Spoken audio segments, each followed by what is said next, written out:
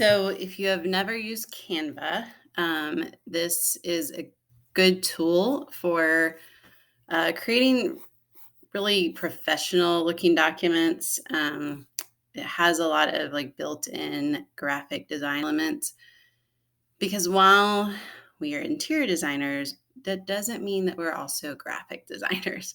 Um, I can tell what looks good, especially it's when it comes to font, I think is my biggest thing. Most of us can and should be able to arrange pictures so that they are balanced, all of that. But understanding the fonts and getting font, try to say that word a lot, that looks really professional is a little bit harder. So that's what I like about Canva. It also helps sometimes when just, you're stuck and you just have no creative ideas at all as you go through. So you can get a free account and it has access to a lot of templates. You can also do a trial of the Canva Pro. So it will give you a lot more templates to try. It's a 30-day trial. Um, I have not done it, but it's probably one where you have to put in payment information and then end it beforehand. So just check that. But you can use the free ones. And there's a lot that you can search for. So um, you can look for interior design portfolio. It'll come up with templates for that. Photo collages, any of this as it goes through. So what it's going to do, especially if you put in specifically into design, it's going to focus on things that work with that. And you'll see some of them will say pro. So those are ones you can only use if you have the pro trial. But if it doesn't have anything, then it's a free one or it'll have a cost or something.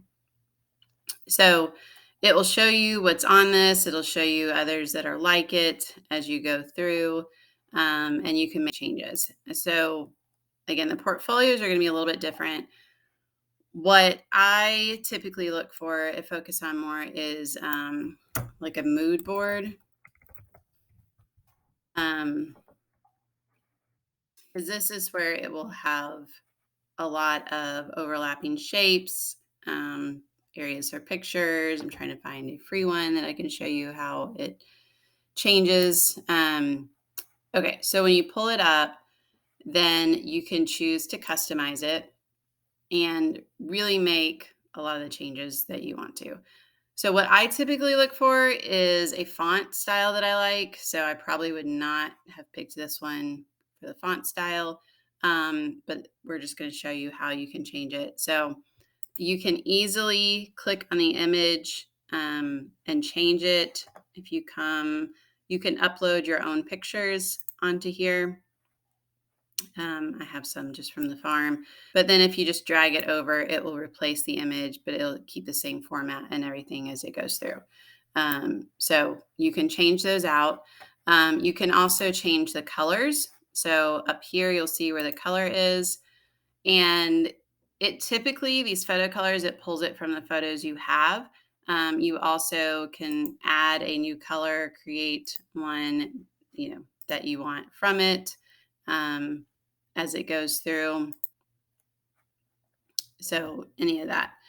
But I would recommend like pulling your photos in first because then it's going to populate more of this. So let me just put a few of them so you can see how it changes. With the colors. I'm trying to get some stronger colors. And if it does something like this, where it's like, nope, that didn't go in like I wanted to, it does have an undo button. There we go. So now let's see if it's updated. Yeah, so you can see how it's updated and it goes by each photo as it goes through. It does have solid colors as well, but this really helps get you a better matching color as you go through. So you can do all of that and then you can copy, you can duplicate the page. So if you're creating multiple, you have the same format, you can change the pictures. You can also, you can change this. So if let's say I wanted to just delete this, Oh, this is actually grouped. So they've taken paint samples, and so you can change all of these. Um, but if I'm going to delete these, and I want to delete this one, and then I want to stretch this one over. I also like how you see as you move the picture, it shows you like where it's lining up so that you can make sure everything is aligned well as you go through it. So it makes it very easy. You can also change the background color with it. So if I didn't want it to be white, I can change it very easily as you go through. You can change the font as well. And there's things here with the text. It does have different fonts, like ones that you've used, and different font combinations as you go through. So if I wanted to add it and choose a different one, I can do it that way as well. Other things on here are elements. So they have just your basic shapes, but they also, so you see lines of shapes here. They also have graphics. You can search. So let's say we wanted like a Polaroid frame for something. So you see they have these, and I can pull that in, put that where I want it, and then go back to my uploads and add my picture into it like that. So a lot of things with that, with the elements that you can play with. And draw. So this just gives you options if you wanted to kind of freehand some items as it goes through. So that will go through all of that. And then the way that you download it is if you hit share, and go through, and you can actually download it as a PNG or a JPEG, and you can choose either all of the slides you've created or just one as you go through with that. And there are ways you can animate it as well, if you wanted to insert that into a PowerPoint or something like that.